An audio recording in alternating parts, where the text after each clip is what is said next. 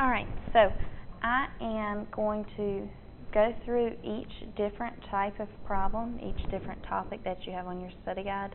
I will go through these fairly quickly, simply because it's a video. You can pause it, you can go back to whatever you need to go through. So our first topic on the study guide was slope, given a graph or ordered pair. So two things that I do want you to remember. Mr. Slope guy, he's very important, he helps us out a lot.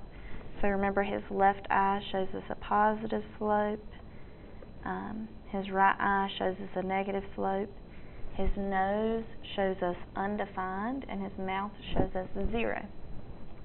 And the other thing I want you to remember with slope when we're looking at a graph is rise over run. So remember, slope is rise over run.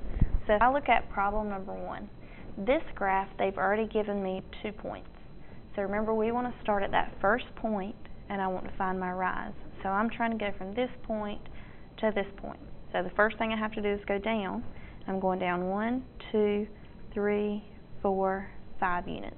So if I go down 5 units, that's going to be a -5. Well, from here, I have to go to the right 1, 2 units, so that's a +2.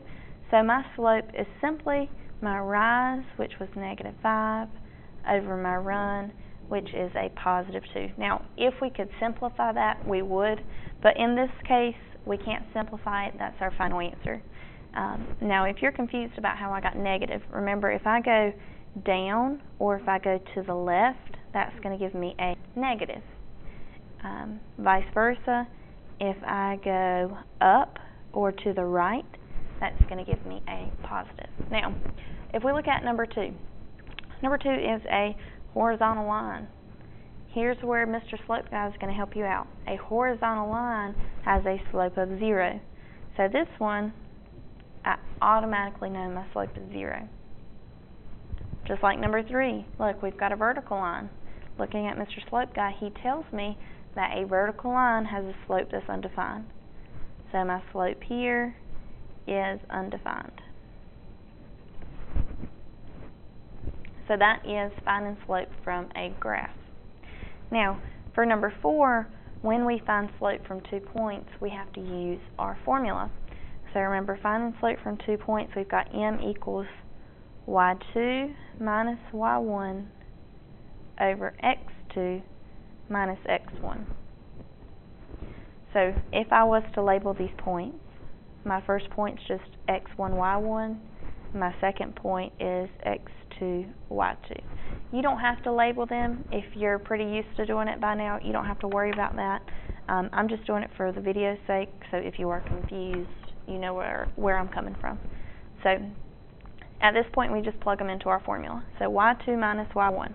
Well, I've got -4 minus -1 over x2 minus x1. So -3 minus -12. So we've talked about this when you've got minus a negative. 2 minus signs right beside each other. Here's where we're going to do that keep flip change. So I keep my first number the same, I flip my sign to addition, and I change that second number to a positive. Same thing in the denominator. Keep, flip, change. So now I'm going to go through and I'm going to simplify these. -4 plus 1 is going to give me a -3. And -3 plus 12 is going to give me a +9. Now here, -3 over 9. 3 goes into both of those numbers. So -3 divided by 3 is -1, and 9 divided by 3 is 3. So our final answer here is -1 over 3. And last problem, we've got another 2 points, so we do the same thing. So m equals y2 is -2 minus y1, which is 7, over x2, which is -11, minus x1, which is -11. So here, I've got those 2 minus signs right beside each other, so keep, flip, change. Now we simplify. Now, -2 minus 7. You can figure that out There are some other cases, and sometimes they're hard to figure out.